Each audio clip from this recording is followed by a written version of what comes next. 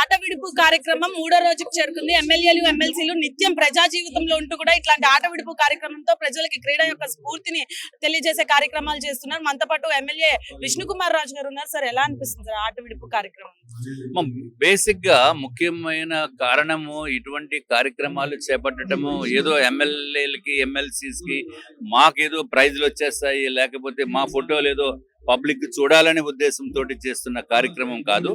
క్రీడల్లో ప్రతి ఒక్కరూ కూడా పార్టిసిపేట్ చేస్తే గెలుపు ఓటములు సహజంగా ఉంటాయి అనేది తీసుకోవాల్సిన అవసరం ఉంది. ద బేసిక్ ఇంటెన్షన్ ఈజ్ గెలుపు ఓటములు సమానంగా స్వీకరించవలసిన అవసరం ఉంది.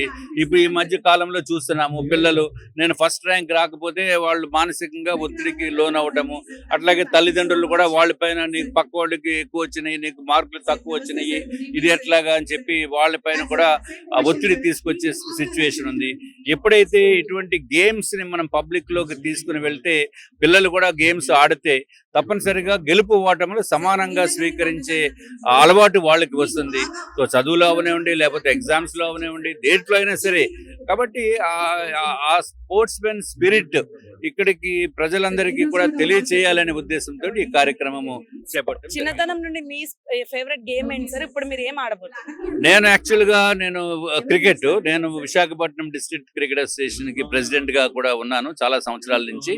సో బట్ మనము ఆడాలని ఉన్నా మనకున్న బాడీ ప్రకారము మనకు బాడీ సహకరించదు. బట్ మనసు మాత్రం ఆడాలని అనిపించినప్పుడు అట్లీస్ట్ ఏదో ఒక నేమ్ సేక్ కన్నా పార్టిసిపేట్ చేస్తాం. ఎవరు సపోర్ట్ సార్? ఏ టీమ్ కి సపోర్ట్? ఎవరు బాగా ఆడుతున్నారు ఇప్పుడు దాకా మీరు చూసిన గేమ్స్? ఇప్పుడు రఘురామ కృష్ణరాజు గారి టీమ్ తో పాటు నేను టగ్ ఆఫ్ వార్ లో ఉన్నాను. దాంట్లో మేము గెలిచాము. నెక్స్ట్ క్రికెట్ దాంట్లో ఆయన పాపం స్లిప్ అయ్యి కొంచెం దెబ్బ తగిలింది. But anyway the basic intention ఏంటంటే పబ్లిక్ కి మనం మెసేజ్ తీసుకుని వెళ్ళాలి. అంతేగాని మా ఫోటోల గురించి కాదు, మాకు అవసరం లేదు. బట్ పిల్లలకి మంచి మెసేజ్ వెళ్ళాలనేది ఉద్దేశంతో మనం చేస్తున్న ప్రయత్నం.